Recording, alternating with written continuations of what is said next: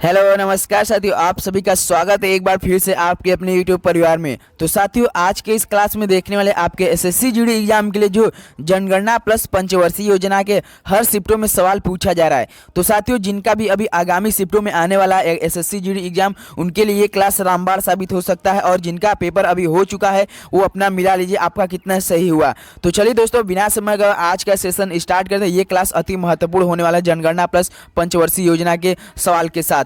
तो देखिए आज का प्रश्न पहला क्या दिया है, भारत में पहली बार पूर्ण जनगणना कब की गई थी। तो साथियों देखिए, पूर्ण जनगणना पूछा है तो याद रखिएगा साथियों, भारत में पहली बार पूर्ण जनगणना 1881 में हुई थी। लेकिन शुरुआत कब हुई थी? 1872 में हुई थी। याद रखिएगा साथियों, पूर्ण जनगणना 1881 और शुरुआत कब हुई थी? 1872 में। ये दोनों सवाल आपके परीक्षा में पूछा जा चुका है साथियों। तो चलिए क्वेश्चन नंबर नेक्स्ट चलते हैं। अगला देखिए दिए 2011 की जनगणना के अनुसार भारत के निम्नलिखित में से किस राज्य में जनसंख्या का सबसे अधिक घनत्व था।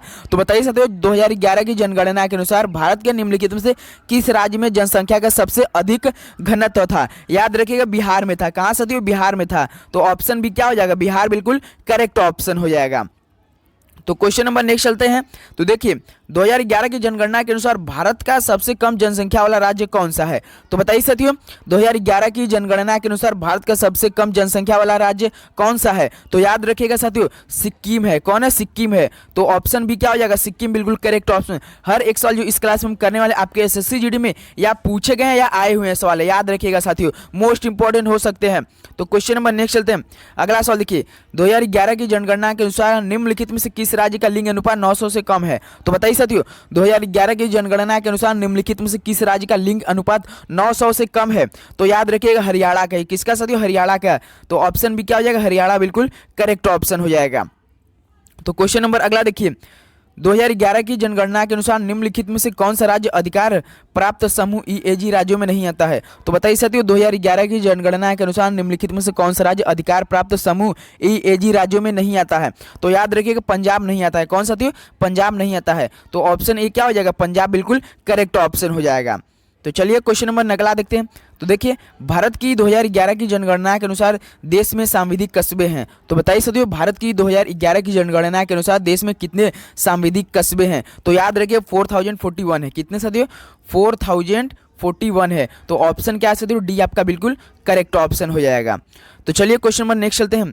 अगला सवाल देखिए क्या दिया है, भारत की जनगणना 2011 के अनुसार बिहार की साक्षरता दर के साथ सबसे कम साक्षर राज्य है। तो बताइए साथियों, भारत की जनगणना 2011 के अनुसार बिहार में कितने प्रतिशत की साक्षरता दर के साथ सबसे कम साक्षर राज्य है। तो याद रखिएगा 61.80% है। 61.80 61.80% है। तो ऑप्शन नंबर क्या हो जाएगा? डी बिल्कुल करेक्ट ऑप्शन हो जाएगा। तो चलिए क्वेश्चन नंबर नेक्स्ट चलते हैं। तो देखिए अगला सवाल क्या दिया, भारत के जनसांख्यिक इतिहास में किस वर्ष को महान विभाजक वर्ष the year of the great divide के नाम से जाना जाता है। तो बताइए भारत के जनसांख्यिकी इतिहास के किस वर्ष को महान विभाजक वर्ष the year of the great divide के नाम से जाना जाता है। तो याद रखिएगा साथियों 1921 में। कब साथियों? 1921 में। तो ऑप्शन क्या हो जाएगा आपका? बिल्कुल करेक्ट ऑप्शन हो जाएगा। तो चलिए क्वेश्चन में नेक्स्ट चलते हैं।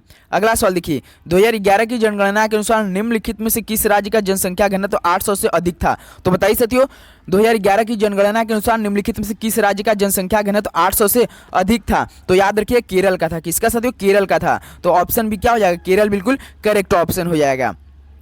तो अगला सवाल देखिए क्या दिया है, 2019 में भारत में शिशु मृत्यु दर कितनी थी। तो बताइए साथियों, 2019 में भारत में शिशु मृत्यु दर कितनी थी। तो याद रखिएगा 28.3 थी। कितनी साथियों? 28.3 थी। तो ऑप्शन आपका बी क्या हो जाएगा? बिल्कुल करेक्ट ऑप्शन हो जाएगा।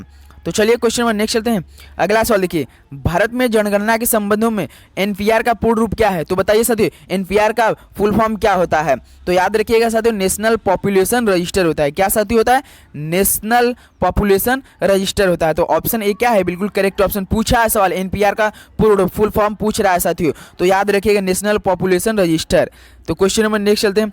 अगला सवाल देखिए, वयस्क साक्षरता दर की गणना करते समय किस आयु और उससे अधिक लोगों को शामिल किया गया है। तो साथियों बताइए, वयस्क साक्षरता दर की गणना करते समय आयु और उससे अधिक लोगों को शामिल किया जाएगा। 15 वर्ष, 18 वर्ष, 12 वर्ष, 14 वर्ष। तो याद रखिएगा साथियों 15 वर्ष।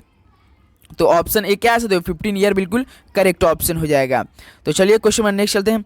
अगला सवाल देखिए, केंद्र सरकार की दूसरी जनसंख्या नीति राष्ट्रीय जनसंख्या नीति एनपीपी भारत में किस वर्ष में बनाई गई थी? तो बताइए साथियों केंद्र सरकार की दूसरी जनसंख्या नीति राष्ट्रीय जनसंख्या नीति एनपीपी भारत में किस वर्ष में बनाई गई थी? तो याद रखिए 2000 में। किस में साथियों? 2000 में। तो ऑप्शन ए क्या हो जाएगा? बिल्कुल करेक्ट ऑप्शन हो जाएगा।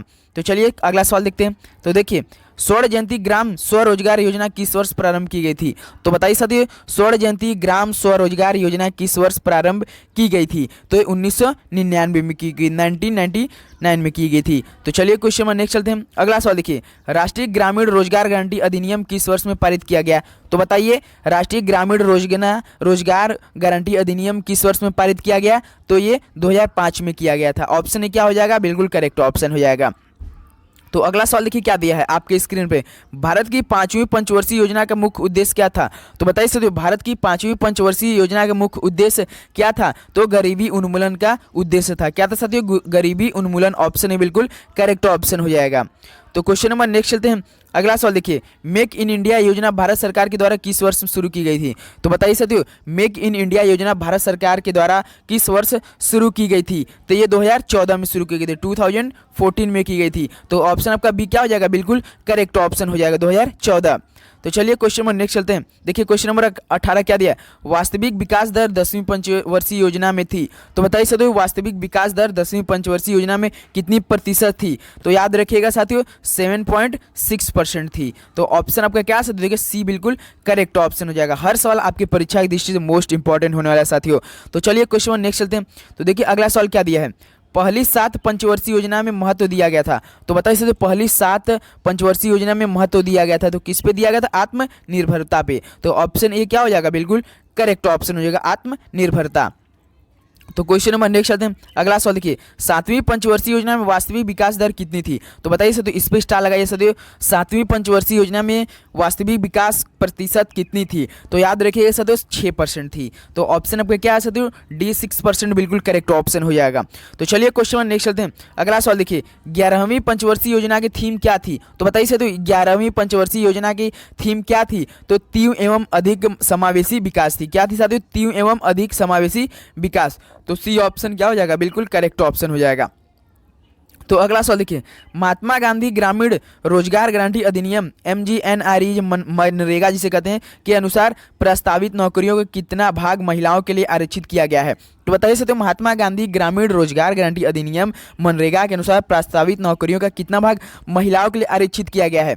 तो याद कीजिए से 1/3। तो ऑप्शन ए क्या हो जाएगा? बिल्कुल करेक्ट ऑप्शन हो जाएगा। तो चलिए क्वेश्चन नंबर नेक्स्ट चलते हैं।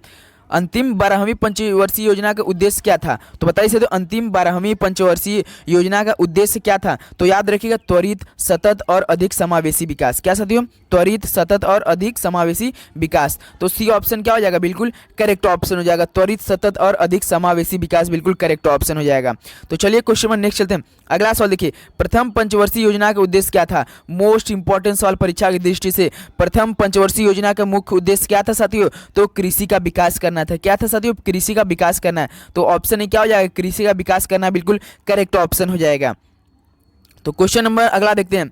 प्रथम पंचवर्षीय योजना का मुख्य फोकस कृषि जैसे अधिक और किस क्षेत्र को विकसित करना था? तो जैसे आपको पता होगा प्रथम पंचवर्षीय योजना में मुख्य फोकस कृषि था और इसके अलावा किस क्षेत्र को विकसित करना था? तो याद रखिएगा साथियों प्राथमिक था। क्या था साथियों? प्राथमिक था। तो ऑप्शन आपका बी क्या हो जाएगा? प्राथमिक बिल्कुल करेक्ट ऑप्शन हो जाएगा।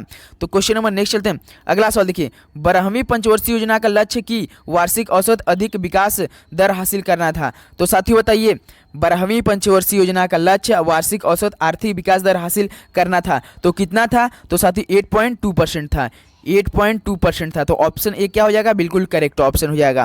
तो चलिए क्वेश्चन नंबर नेक्स्ट चलते हैं। अगला सवाल देखिए, विश्व में पहली बार पंचवर्षीय योजना 1928-32 सोवियत संघ में किस द्वारा लागू की गई थी? तो बताइए साथियों विश्व में पहली बार पंचवर्षीय योजना 1928-32 सोवियत संघ में किसके द्वारा लागू की गई थी? याद रखिएगा जोसेफ स्टालिन के द्वारा। किसके द्वारा सर? जोसेफ स्टालिन के द्वारा। ऑप्शन आपका डी क्या हो जाएगा? जोसेफ स्टालिन बिल्कुल करेक्ट ऑप्शन हो जाएगा। तो चलिए क्वेश्चन नंबर नेक्स्ट चलते हैं। अगला सवाल देखिए, चौथे पंचवर्षीय योजना के दौरान किसके बीच में युद्ध हुआ था? तो बताइए सकते चौथे पंचवर्षीय योजना के दौरान किसके बीच में युद्ध हुआ था? तो ये भारत और पाकिस्तान के बीच में हुआ था। ये याद के लिए सवाल, आपकी परीक्षा में पूछा हुआ सवाल, चौथे पंचवर्षीय योजना के दौरान भारत पाकिस्तान के बीच में युद्ध हुआ था। तो ऑप्शन ए क्या हो जाएगा? बिल्कुल करेक्ट ऑप्शन हो जाएगा। तो अगला सवाल देखिए क्या दिया है, भारत सरकार की पंचवर्षीय योजना 2012-17 भारत की अंतिम पंचवर्षीय योजना थी। तो बताइए साथियों, भारत सरकार की कौन सी पंचवर्षीय योजना 2012-17 भारत की अंतिम पंचवर्षीय योजना थी? तो याद रखिए साथियों, 12वीं पंचवर्षीय योजना था। तो सी ऑप्शन क्या हो जाएगा? 12वीं बिल्कुल करेक्ट ऑप्शन हो जाएगा। तो चलिए क्वेश्चन नंबर नेक्स्ट चलते हैं। अगला सवाल देखिए, को 5वीं पंचवर्षीय योजना के दौरान किया गया था? तो बताइए साथियों, किसकी 5वीं पंचवर्षीय योजना के दौरान किया गया था? तो याद रखिए, न्यूनतम आवश्यकता कार्यक्रम। क्या साथियों? न्यूनतम आवश्यकता कार्यक्रम। तो ऑप्शन बी क्या है? बिल्कुल करेक्ट ऑप्शन है। तो साथियों आज के लिए बस इतना। ये 30 सवाल अगर आप लोग कर लें, जिनका भी आने वाले अगर आपका पेपर अभी है एसएससी, तो उनके लिए काफ़ी अति महत्वपूर्ण होने वाला ये सारे इस क्लास के सवाल। तो आप जरूर पढ़िएगा। चैनल पर नहीं तो एक बार सब्सक्राइब करके लाइक करना ना भूलिए। तो चलिए दोस्तों, आज का सेशन यहीं पे हम समाप्त करते हैं एक नेक्स्ट और वीडियो के लिए मिलने के लिए। तब तक के लिए दोस्तों जय हिंद, जय भारत, पढ़ते रहिए। ऑल द वेरी बेस्ट सभी को, धन्यवाद।